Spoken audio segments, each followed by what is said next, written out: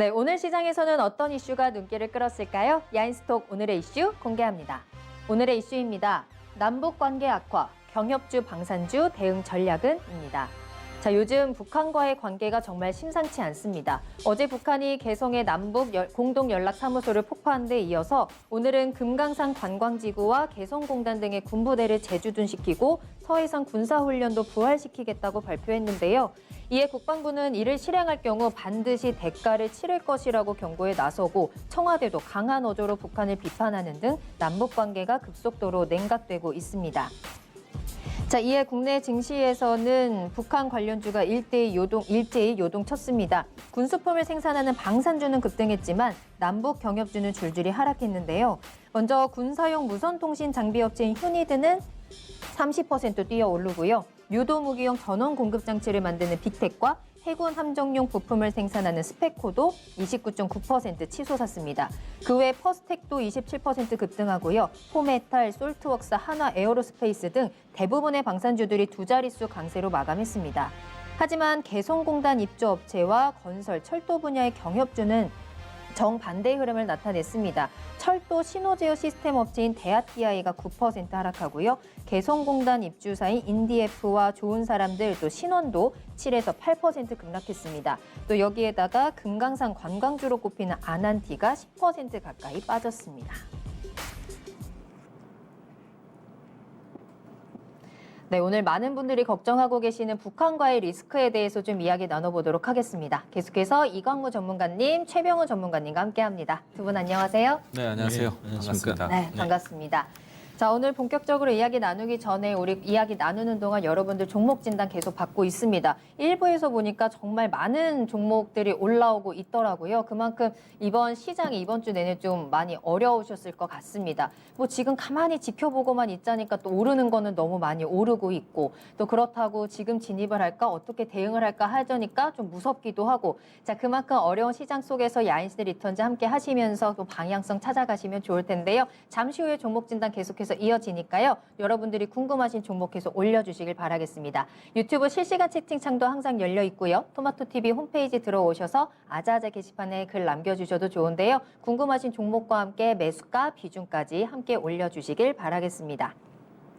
오늘 제가 이렇게 똥머리 하고 왔더니 이마가 심상치 않다라면서 제 이마에 관심 가져주시는 분들 많은데 밝혀드리겠습니다. 제 이마로 여러분들의 앞으로의 주식 계좌 환하게 밝혀드릴 테니까요. 오늘 끝까지 다양한 이야기 함께 나눠주시길 바랄게요.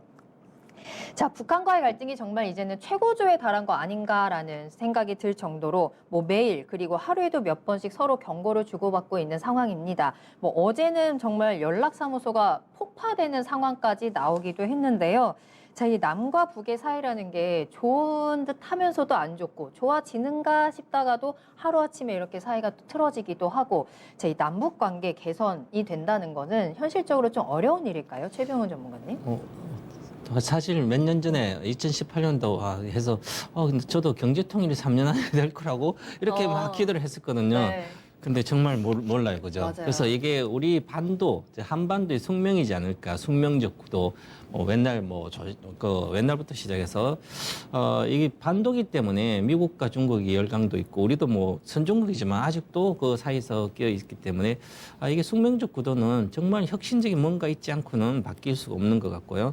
그다음에 이 남북 관계 신뢰가 계속 이렇게 해서 요즘은 깨지고 있는데 최근에 이렇게 보면 북한이 강하게 이렇게 나오니까 국내에서도 이제는 정치인뿐만 아니라 또 강하게 비판하면서 또 이제 북한이 비판이 나갑니다. 같이 그러면 강대강으로 나갔겠다는 거죠. 그러다 보면 또 더 큰 일이 벌어지고 그러거든요. 그래서 이게 이 숙명적 구도를 깰 수 있는 방법은 끊임없이 우리가 압도적인 우세가 있거든요. 우리가 경제적으로도 우리 OECD 네. 국가의 12등 안에 들어 군사력도 6등 정도 되기 때문에 물 비대칭 핵을 갖고 있지 않지만 그러더라도 우리는 끝없이 포용 정책을 펼쳐가지고 계속 신뢰와 믿음을 주고 어떤 행동을 우리가 그래도 해줘야만 이게 되지 않을까. 안 그러면 계속 부딪힌다고 더 위기가 오고 우리 국민이 더 살기가 나빠져요. 계속 부딪히. 그래서 오히려 그리고 또 이게 옛날에 우리가 서울 불바다 만든다 그래가지고 진짜 불바다 났거든요. 어디 서울이 아니라 연평도가. 네. 그 2010년도 10월 23일 날 그렇게 불바다 났어요. 그죠? 불을 막 때리고 났는데도 하루만 지나고 괜찮았거든요. 그래서 지금도 뭐 북한이 여러 가지 행동을 아마 크게 다시 하지 않을까 생각도 들고 네. 그래서 현실적으로 사실은 쉽지 않다. 그래서 그래도 뭐 주식은 좀 다르니까 그래서 봐야 되지 않을까 생각합니다. 아, 근데 너무 우리만 포용하는 거 아닌가라는 생각도 들어요. 네, 또 맞아요. 정말로 어제 그 폭파하는 장면을 보고 진짜 건물을 폭파시킬 거라고 저는 생각조차 못했거든요. 네. 이 북한과의 관계 어떻게 보고 계세요, 이광무 전문가님께서? 저도 놀랐어요. 그 사진 보셨어요? 예, 사진 봤습니다. 네. 정말 그렇잖아요. 그 미사일 폭발한 게 다행이라고. 맞아요. 이 웃을 일이 포괄한 게. 아닌데 진짜 네. 어떻게 건물을 그렇게 폭파시킬 수 있는지. 결국에는 북한은 네. 화약을 쓰는구나라는 생각을 했고요. 네. 오히려 잘 됐다라는 생각도 합니다. 저는 이제 정말로 그래요? 주식적인 생각으로만 본다면, 왜냐면은 이 남북 연락 사무소로 폭파했다라는 거는 상당히 민감한 사항이 될 수 있고 서로가 서로에게 자극이 될 수 있는 요소이긴 한데, 주식 시장에서는 미사일을 쏠 수 있어, 총을 쏠 수 있어라는 겁을 주는 것이 가장 제일 큰 악재거든요. 근데 실질적으로 행동을 나서고 나면은 어떻게 보면 이벤트 소멸로 다가올 때가 많습니다. 그러니까 그래서- 터질 게 터졌다. 예, 네. 차라리 화약을 일찍 터트린 게 낫다라는 생각이고요. 네. 보시면 오늘 우리 증시가 장중에 변동은 좀 보이긴 했지만 크게 투매를 유발하거나 급락하는 모습은 나타나진 않았어요. 오히려 시장에서는 그 악재를 이제는 이벤트 소멸로 소화하는 과정이 있다라고 보시면 좋을 것 같고요. 일단 이제 그 다음에 행동이 문제가 됩니다. 이제 북한이 이제 GP라든지 아니면 이제 금강산 혹은 이제 서해안 라인으로 해서 이제 군사 배치를 한다라는 소식이 나왔고 네. 이를 좀 포착하려고 하고 있는 상태인데 이 내용들은 이제 남북 경협 사업에 대한 기대감을 가질 즈음에 군사 합의를 나눴던 부분들이 이제 사실상 좀 파기되는 것이 아니냐라는 얘기 나왔고요. 그러면 언제든지 추가 도발에 대한 가능성이 나타나는 겁니다. 그렇기 때문에 좀 시장에서는 좀 불안감 요인이 될 수도 있겠죠. 지정학적 리스크를 계속 나타날 수도 있다라는 불확실성이 좀 나와 있고요. 네. 다만 이제 그런 내용들이 시장에는 더 이상 충격으로 오지는 않을 것 같다는 생각이지만은 일단 또 그 이유에 대해서 원천적으로 좀 다시 돌아가 보면 북한이 분명히 남한과의 대화를 꾸준하게 시도를 해왔거든요.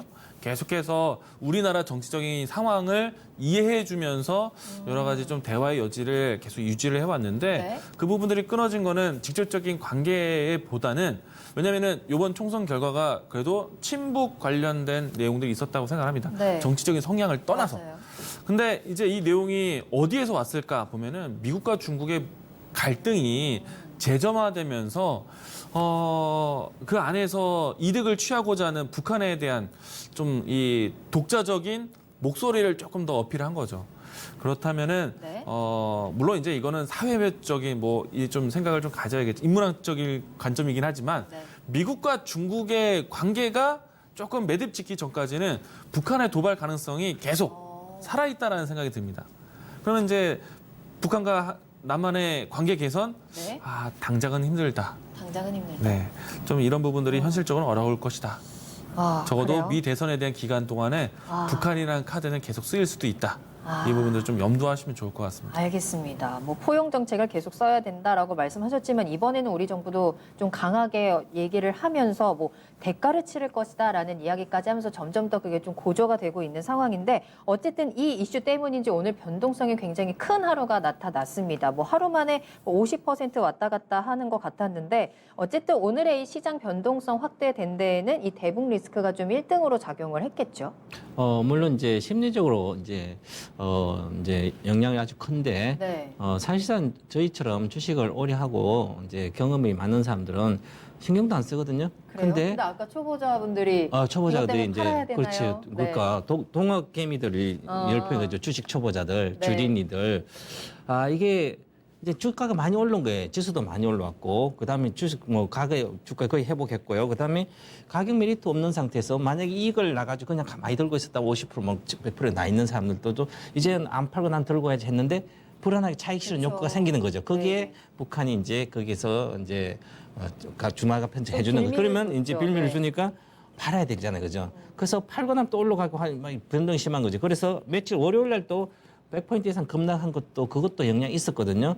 이제 북한 간에도 있었고 장중에. 그래서 오늘도 보면 위에서 밑에까지 28포인트 빠지고 시가보다 28포인트 빠지고 올라갈 네. 때도 20포인트. 그러면 등락이 뭐 코스닥은 특히 2.4% 저가가 빠지고 코스닥도 코스닥 2.4%, 코스피는 1.5% 이렇게 빠지거든, 마이너스로. 네. 그래서 이게 바로 이제 심리가 이제 특히 초보자들이 북한하고 이제 우리는 계속 이렇게 운명적으로 살고 있어야 되는데 잘 모르니까 경험을 안 했기 때문에 네. 뭐 하면 금방 빠지고 난리 날 것 같아, 그죠? 그래서 파는 거예요, 일단은.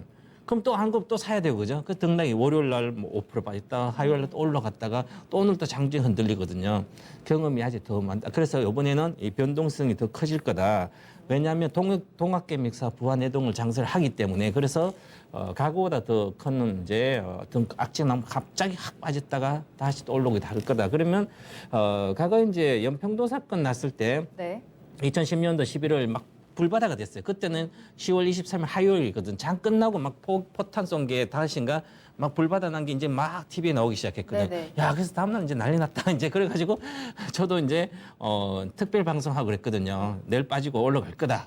근데 다 안 믿는 거 이제 난리 난 것 같지만 다음날 빠졌다가요. 3% 네. 빠져. 지수가 3%밖에 안 빠졌어요. 코스피가. 그래요? 네, 그 전에 생각보다, 7주간 조정을 왔다 갔다 조정하고 있다가 그 3% 빠지고 그때부터 계속 올라갔어요. 한 2달 동안. 그래서 추세 상승 네. 오히려 강화된 거예요. 그래서 이번에도 마찬가지. 만약에 이번 달에 어떤 악재가 더 큰 악재가 나오면 그 기점을 오히려 지수가 거기에 저가 찍고 올라갈 걸로 보여요. 그만큼 이 변동성이 좀 확대되더라도 거기에 하지 말고 네. 매매하지 말고 좋은 것은 갖고 있든지 확실히 미리 전략을 세워놓으면 좀 좋지 않을까 봅니다.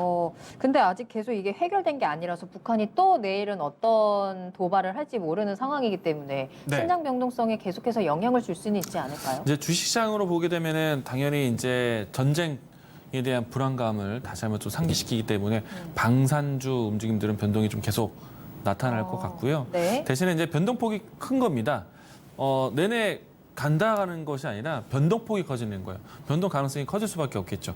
단기적인 상승세가 100% 가까이 올라왔기 때문에 그 등락 크기가 상당히 클 것이기 때문에 초보자분들은 접근하시는 거 좀 자제했으면 좋겠다는 생각이고요. 네. 일단은 방산주 입장에서는 주가의 재료를 쓸 수 있는 모멘텀은 북한의 도발을 기다리는 겁니다. 그런데 북한의 도발이 나타나지 않는다면 그 실망감이 나올 수도 있고요. 그리고 시장으로 본다라면은 북한이 추가적으로 무력 도발할 수 있는 가능성이 아직 남아 있다는 얘기입니다. 왜냐하면은 이 건물에 대한 폭파는 네. 사실 이례적이었어요. 근데 북한이 항상 예측했던 것들은 포에 대한 발포였거든요. 그래서 뭐 항상 해왔던, 뭐 항상 좀 조심했었던 그런 추가적인 무력 도발에 대한 가능성이 있기 때문에 시장에서는 좀 움츠릴 수밖에 없을 것 같고요. 네. 그리고 앞에서도 얘기 드렸지만은 미중 간의 갈등이 북한에 대한 도발 가능성의 배경이 되었다는 점. 그렇다면 북한을 다시 한번 대화 테이블을 이끌기 위한 남북 대화라든지 네. 아니면은 북미 대화라든지 이와 같이 관계를 개선시킬 수 있는 관계를 회복시킬 수 있는 내용이 있어야 되는데 이 내용이 당장은 불투명해요. 특히나 트럼프 대통령 또 조 바이든 이와 같이 미 대선의 과정이 간다라면은 대선 이전까지 북한에 대한 언급을 계속해서 반복을 할 거예요. 강경한 입장도 포옹하는 입장도. 그러니까 이 내용들을 비춰봤을 때 네. 북한에 대한 리스크는 계속 좀 반복이 될 수도 있다. 시장에서 좀 예의주시해야 된다라는 것이고요. 네. 이에 관련된 대북주는 당연히 변동성이 클 수밖에 없기 때문에 조금은 자제하는 자세가 필요하다. 이야기를 드리겠습니다. 어쨌든 방산주나 뭐 경협주 같은 대북 관련 종목에는 확실히 좀 영향을 미치면서 변동성이 크게 나타날 텐데 그러면 증시 전반적으로 지정학적 리스크가 어떻게 영향을 끼치는지 지금 채팅창에서 뭐 북한이 세계 이목을 끌려고 하는데 좀 반응이 시큰둥한 것 같아서 네, 계속해서 좀 더 센 도발을 하지 않겠느냐. 뭐 핵 관련한 도발이 나오지 않는다면 뭐 단기적인 조정에 끝나지 않겠느냐 여러 의견들이 나오고 있거든요. 우리 증시 전반적인 상황에서 지정학적 리스크를 한번 좀 정리를 해볼까요? 사실 우리 누구도 북한이 어떤 행동할지는 예측이 안 됩니다. 그죠? 맞아요. 그래서 그것을 우리가 그게 가장 예측해서 불안해하고 이렇게 할 필요가 없어요, 주식은. 예측이 안 되는 것을 예측하려고 고민하고 잠도 못 자면 이게 안 되는 거죠, 그죠? 그래요? 그래도 좀 해야 대응이 되잖아요. 할 필요가 없습니다, 그죠? 그래요? 대응하면 돼. 그래서 저도 네. 그보다 왜 북한이 이렇게 지금은 뭐 미국한테도 바다를 안 봐주고 우리도 그렇고 그러니까 이게 이제 아마 국내 정치형인 건 큰 것 같아요. 왜냐하면 지금 북한이 경제는 아주 심각한데요. 대중 수출이 96%나 1, 2, 3, 4개월 동안 중국 수출이 96%나 줄어버렸어요. 표를 한번 표를 한번 네. 엄청나게 줄은 거예요. 이게 심각하게 줄은 거죠. 96%는 거의 없는 거죠, 수출이. 그러네요. 1월부터 4월. 그럼 뭐 철강서부터 여러 가지 원자재가 있어야 되는데 없는 거예요. 중국도 코로나 때문에 거의 이동 안 했으니까. 그러면 수입도 94%가 줄었어요. 4천만 달러밖에 안 되는 거죠. 네. 완전히 줄은 거예요. 그러니까 수출도 없지, 수입도 없지. 그러니까 어떻게 살아요, 그죠? 안에서 그냥 겨우 먹고 사는 거죠. 그렇구나. 엄청 네. 많이 줄었게. 그래서 이게 국내에서 정말 불만이 많아지기 때문에 정치적으로는 어떤 이슈를 만들어야 되지 않겠어요, 그죠? 야. 우리가 잘해 못한 게 아니라 왜 저기 자본주의 뭐 해서 그러죠. 그래서 뭔가 이슈를 그쪽으로 돌리지 않을까. 그렇게 보면 네. 북한이 레드라인을 넘을 가능성이 아주 높아졌어요. 즉 강력한 뭔가를 터뜨리지 않겠나. 그러면 핵 관련된 것은 뭐 폭파해가지고 세계 약속을 악리면 다른 쪽이 저는 연평도 같은 과거에 뭐 폭격이 있었으니까 불바다를 네. 만데 그것은 이제는 못해요. 왜냐하면 이제는 공군이 가서 갖다가 때리겠다는 전략이 다 서 있기 때문에 그거 하면 좀 큰 수가 있거든. 그래서 오히려 저 개인적인 예측은 네. 물론 미국한테 보여주는 미국보다도 보여줄 게 특별한 것은 핵 관련 아니면 반응 안 할 걸로 보여요. 그러면 핵을 다시 실험할 수도 없는 거고. 그러면 아마 GP 군 개성 내 GP를 지금 군인이 들어가 있으니까 새로 없던데 투입시켜 해서 아마 GP 관련된 그쪽의 휴전선 쪽에서 어디 뭔가 총격전이 벌어지지 않을까. 조금 더 큰 총격적 이목을 세계에 집중하고 우리도 그렇고. 그런데 거기서는 우리가 제3지대이기 때문에 뭐 공군이 폭격한다는 할 수가 없거든요. 그래서 거기서 꼭지 조금 있지 않을까 이런 생각을 좀 해봅니다. 그렇더라도 네. 시장은 큰 문제가 되지 않는다. 이렇게 보고 전면전이 일어날 뭐 어떤 사람 전쟁 날 것 같아서 뭐 또 어떤 아까 그 사람 무섭죠. 쌀 한 포대를 사놔야 되지 않냐고. 그래서 벌써부터. 네. 쌀을 우리는 택배 쿠팡을 시키면 된다고 온다 그랬더니 그래서 네. 너무 우려하지 말고 그냥 정상적으로 해야 되면 우리는 그게 운명인데 어쩌니까. 맞아요. 그죠? 어쨌든 크게 걱정할 필요는 없다라고 정리를 좀 해보도록 하겠고요. 이광무 전문가님께서는. 네, 일단 운명적인 이제 구조긴 하죠. 근데 네. 우리가 이제 주식시장을 보게 되면은 이 한반도에 있는 지정학적 리스크는 계속해서 반복이 되어 있습니다. 우리는 좀 익숙해요. 근데 외국인 시선에서는 언제든지 이 한반도를 불안한 이제 전쟁 가능성이 있는 지역으로 좀 분류를 해놓고 있죠. 그렇다 보니까 시장은 계속 좀 이 내용이 익숙하더라도 반응을 합니다. 그런데 항상 이 지정학적 리스크의 학습 효과는 단기적으로 그러니까 과거에서부터 해서 무력 도발을 한다라면은 단기적인 이슈로 좀 받아들여졌고 네. 증시는 또 빠르게 회복을 하기도 했었거든요. 앞에서 연평도 이야기하셨잖아요. 그 기간이 이제 연평도 포사건 이후에 좀 흔들렸지만은 5일 동안이 다 올라왔어요. 그래서 이번에도 이제 그럴 가능성이 크다라고 생각이 되고 있고요. 네. 하지만 이제 북한의 이제 이 남한으로의 압박이 수위가 조금 더 높아지지 않을까에 대한 그런 걱정과 불안감은 있습니다. 그래서 네. 시장의 이 불안감을 계속해서 좀 자극시키는 개별주의 흐름들도 나오지 않을까. 이 흐름을 좀 바꾸려면요. 네. 수급이 좀 뚜렷하게 좀 들어와야 될 것 같아요. 오늘도 사실 외국인과 기관에 대한 수급 방향성이 뭐 명확하진 않았거든요. 던지는 것도 아니고 그렇다고 사 들어오는 모습도 아니었기 때문에 수급이 바뀌기 이전까지는 시장에 대한 불안 요인이 계속해서 좀 잠재적으로 있을 것이다.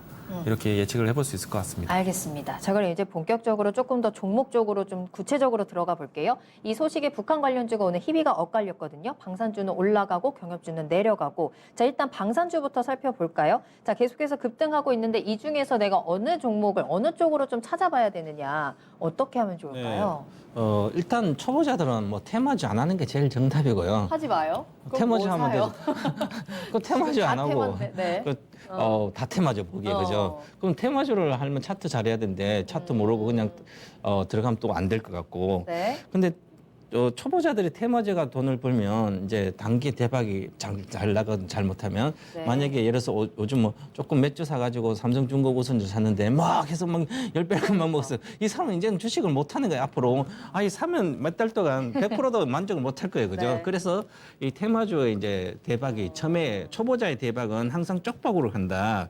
꼭 있으면 테마주 이게 북한 관련주도 마찬가지 하지 마시면 그래서 좋고요. 방산주는 그럼 어떻게 또한 중소형주 물론 빅텍 같은 게 사가지고 네. 뭐 적자도 알고 이게 나이 사가지고 하면 잘 얼마 전에 3,000원대 가지고 내가 저도 팔려고 그랬거든요. 근데 지금 9,000원 와 있어요. 네. 불어서 그때는 김정은 뭐 사건 있었잖아 4월 달에 그럼 3,000대 사가 지금까지 기다렸으면 테마 기다렸다면 먹었겠지만 그죠? 그렇더라도 이렇게 중소형주는 초보자들이 할 수 있는 영역은 아니고 네. 그러면 오히려 난 초보자고 잘 모르면 그냥 올해부터 실적이 좀 증가된 기업들이 있어요. 대기업 중에. 방산주 중에 이제 하나 에어로스페이스라든지 LIG 네. 넥스원 이런 것은 올해는 좀 그래서 내년도 이렇게 좋아지거든요. 국방비를 많이 늘려놨기 때문에. 그래서 오히려 이런 것을 사도 물려도 큰 리스크가 없는 상태 현재 가격은. 그래서 이쪽으로 오히려 가서 있는 게 낫지 않을까. 좀 안전하게. 그럼도 뭐 이제 대북 관련된 막 좋아진데 10% 먹어서 만족을 못 하시는 분들 할 수 없겠지만 좀 이제 연세 드시고 잘 모르면 그런 쪽에 가는 게 낫지 않을까. 그럼 그거 없더라도 사도 되는 영역이니까 이렇게 좋을 것 같아요. 알겠습니다. 자, 이슈에 따라 잘 올라가고 있지만 실적을 한번 체크해 보면 좋을 것 같고요. 이건무 전문가님께서는 네. 방산주 어떻게 보세요? 빅테크와 스페커 같은 방산주들의 변동성이 크기 때문에 네. 저는 지금 시점에서는 접근하는 걸 좀 자제해야 된다라고 생각이 되고 있고요. 물론 이제 이 북한의 이 도발의 수위가 높아지면은 방산주의 모멘텀으로 될 겁니다. 뭐 물론 이제 그 부분들은 정말 장중에 트레이딩으로만 좀 끝내시는 게 필요할 것 같고. 네. 그리고 이 빅테크 스페커가 최근에 오름세가 상당히 강해요. 오늘도 상한가를 갔잖아요. 그러면은 단기적인 상승에 만족하는 이제 투자자도 생깁니다. 그러면은 고점에 대한 인식이 좀 나올 수가 있어요. 그럼 주가에 대한 접근 자체가 고점의 인식이 커지면서 우려감이 나올 수 있기 때문에 뭐 여러모로 접근에 대해서는 좀 자제하자. 그래요? 라고 이야기 드리겠습니다. 네, 방산주 어떻게 옥석 가리기 하니 어떤 종목 골라야 되냐 했더니 하지 말라고 지금 접근하지 말라고 대답을 해주셨는데 어쨌든 변동성이 크니까 조금 조심하자라는 관점. 그럼 경협주는 어떻게 할까요? 경협주는 가도 돼요? 지금 조금 조정받고 경협주도 있고. 반대인데 안 돼요? 네. 당분간 경협주는 접근 자체를 좀 자제를 해야 됩니다. 그래요? 왜냐하면은 앞에서도 얘기 드렸지만 미중 간의 갈등 배경 그리고 대화의 테이블을 이끌 수 있는 남북 대화, 북미 네. 대화 이런 이제 관계 회복에 대한 내용들이 확인하고 들어가도 늦지 않다. 근데 지금은 계속 이제 북한에 대한 발언이 수위가 높아질 것으로 걱정하고 있는데 여기서 경협주를 들어간다? 어떤 리스크를 안고 가려고? 그러니까 뭐 조정됐으니까 사볼까? 그렇죠. 뭐 이러는 거면 위험하다. 그러니까 이 정리를 해보면 네. 낙폭과대 되었다라는 인식보다는요 관계 개선이 언제 되는가 이 관계 개선에 대한 좀 확인이 되고 난 다음에 접근하셔도 괜찮다 네. 이렇게 정리하겠습니다. 알겠습니다. 최병훈 전문가님께서는 경협주 어떻게 할까요? 경업주는 가격 메리트가 아주 좋아요. 반대로 이제 방산주 올라갔는데 경업 좀 빠지는데 더 이상 네네. 안 빠지는 게 이게. 아, 그러니까 만약 현대 네. 엘리베이터를 본다면 57,000이거든요. 오늘 3% 빠졌지만 3%대 완전히 바닥 5만 대까지 온 거예요. 이게 저 위에 있다가 네. 2018년도 막 남북이 그럼 통일될 것 같아요. 그런데 13만 갔다가 지금 5 이렇게 내려와 있거든요. 많이 6만. 내려와요. 그러면 과거에 이 바닥권까지 내려와 있기 때문에 네. 이게 이제 최고로 달할 때까지 사놓고 1, 2년만 기다리면 거의 50% 나오거든요. 만약 그 정도로 한다면 가능할 네. 수 있어요. 그죠? 그래서 역발상으로 오히려 이렇게 하면 가능한데 네. 이게 근거는 없잖아요. 그죠? 언제 될지. 그래서 근거는 없지. 나는 뭐 쌀 가격이 좋아. 그냥 몇 년 기다릴 거야. 그러면 좋아지겠지. 이제 전 만약 포소동하면 그때 또 해결할 거 아니냐. 만나서. 그러면 또 그렇게 되면 사놓으면 되지 않을까. 네. 그런데 그거는 가격 메리트가 좋은데 분석해서 만약에 하고 싶으면 이렇게 기다린다면 가능하지만 그러지 네. 않고는 하지 말고 그다음에 방송주는 뭐 단기적으로 아직까지 뭐 악재가 북한과 악재가 계속 있을 수 있는 이런 거 수혜가 되니까 또 실적도 좋아지니까 네. 이런 것은 이제 단기 보유해도 될 것 같고요. 네. 물려도 좀 있어도 큰 손실이 아닐 것 같고 대형주들은 이렇게 보고 경업주는 현재 단기 투자자는 관심을 제외하는 게 가장 좋을 것 같습니다. 알겠습니다. 자, 그러면 관련 종목 한 가지 한번 진단해보고 넘어갈게요. DMW님께서 보내주신 종목인데요. 한화 에어로스페이스 보도록 하겠습니다. 매수가는 3만 원이고요. 비중 30% 가지고 있다고 방산 테마이긴 한데 장기로 괜찮을까요 하셨거든요. 먼저 이강무 전문가님의 의견부터 들어볼게요. 간단하게. 3만 주면은 오늘 들어간 것 같은데 방산주로 사셨잖아요. 네. 장기적으로 이 종목 괜찮다고 봐요. 실적이 장기적으로는, 네, 조금씩 좀 개선이 되고 있고요. 그리고 하나 에어로스페이스 같은 경우에는 우리가 이제 탱크 만들고 이런 것들만 있는 것이 아니라 다른 이제 항공산업에 대한 얘기들도 나오고 항공산업도 하는 회사거든요. 네. 그렇기 때문에 지난해부터 해서 실적 개선이 좀 나오고 있고 수주에 대한 이제 성과가 좀 나오기 때문에 장기적으로 본다라면은 실적적으로 좀 괜찮다라고 얘기 드리고 싶은데 다만 지금 오늘 움직임 보시면 역시나 방산주로 편입된 겁니다.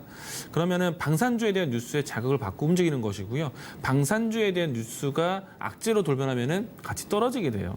모멘텀을 가지고 올라가는 것이 그러니까 실적에 대한 모멘텀을 가는 것이 아니라 방산주에 대한 모멘텀을 움직이기 때문에 오히려 실적에 대한 포인트를 보고 기다린다라면은 방산주 떨어지는 시점을 기다리셔야죠. 네, 올라가는 시점이 아니라. 그래서 저는 장기적 선택은 좋으나 타이밍상 지금 타이밍은 좀 자제하자 이야기 드리겠습니다. 알겠습니다. 최병훈 전문가님은요? 3만에 오늘 30% 사서 기다리면 한 10%는 수익이 날 것 같네요. 이 시간에 제가 23,000원대 하나 에어로스 목표가를 29,500 이렇게 드렸는데 길게 보면 31,500. 그런데 지금 이제 이런 호재성이 나와 있으니까 네. 어떤 테마성으로 그러면 월봉 차트로 보면 목표가는 이렇게 와 있습니다. 와 있기 때문에 추가 상승 여력은 제한적인데 이런 이슈가 아직 단기에 끝날 걸 알고 보기 때문에 그러면 좀 더 길게 보면 그러면 기본적으로 37,000원 정도는 찍을 걸 보여요. 그러면 못 가도 35,000원 정도는 충분히 갈 수 있거든요. 그러면 기다려도 된다. 그러면 30%니까 뭐 북한 관련 이슈가 확대될 때까지 기다렸다가 이익 나고 나오면 되지 않을까. 저는 괜찮다고 봅니다. 네. 알겠습니다. 자, 하나 에어로스페이스에 대해서 두 분의 진단 좀 잘 참고해 보시길 바라겠고요. 자, 이번에는 경협주 종목 한번 진단해 보도록 할까요? 좋은 사람들입니다. 매수가는 2,380원에 비중 20% 가지고 계시다고 합니다. 자, 경협주 오늘 좀 하락을 했죠. 그래 어떻게 대응하면 좋을까요? 이강무 전문가님. 주가를 낙폭과대 인식으로 들어가면 이렇게 손실을 보고 계시는 거예요. 주가 차트를 제가 한번 봐볼게요. 좋은 사람들은 대표적인 경협주 중에 하나인데 개성공단 쪽에 이제 이야기로 해서 올라가는 종목입니다. 보시게 되면 오랜 기간 동안 하락을 했죠. 물론 이제 주가가 흘러내렸다라고 볼 수도 있습니다. 그리고 최근에 이제 3, 4월 달부터 해서 코로나에 대한 충격을 받기보다는 그 이후에서 이제 주가가 브레이크를 잡는 역할을 연습을 하고 있었어요. 횡보만 보였죠. 그러면은 이따금씩 바닥권에서 그동안에 보이지 않았었던 거래량들이 유입되기 시작을 합니다. 자, 그러면 이제는 종목 순환도 잘 되고 있고 바닥을 더 이상 떨어지지 않고 있기 때문에 바닥이라고 생각을 합니다. 자, 이러다가 이제 이제 북한과의 관계 개선 뉴스가 이제 긍정적으로 바뀌지 않을까? 그러면 언제든지 싸게 샀다라는 생각이 드실 겁니다. 그런데 이런 시점에서 이렇게 떨어졌어요. 주가가 이탈하게 되는 겁니다. 그러면 단기간에 바닥이라고 생각했던 자리에서 지금 대략적인 손실이 15% 이상 나버린 거예요.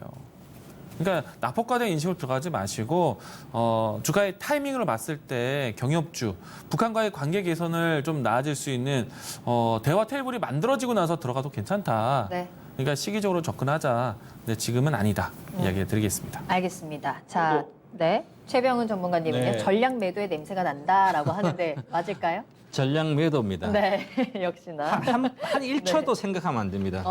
작년에 92억 적지 않았어요. 여러분들 뭐 좋은 뭐 보디가드, 뭐 제임스 이런 메리아스 있나 몰라요. 저는 관심도 없는데 일단은 네.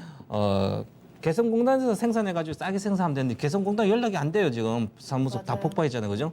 그럼 거기서 잡혀 있을 수도 있고 어째 모르잖아요 어떻게든. 그리고 실적도 적자고. 그러면 이게 살 이유가 뭐 있어요? 그래서 나는 이제 많이 빠졌으니까 뭔가 한 번 불면 좋을 거다 이렇게 나만의 우물한 개구리식 투자를 하는 거예요, 그죠?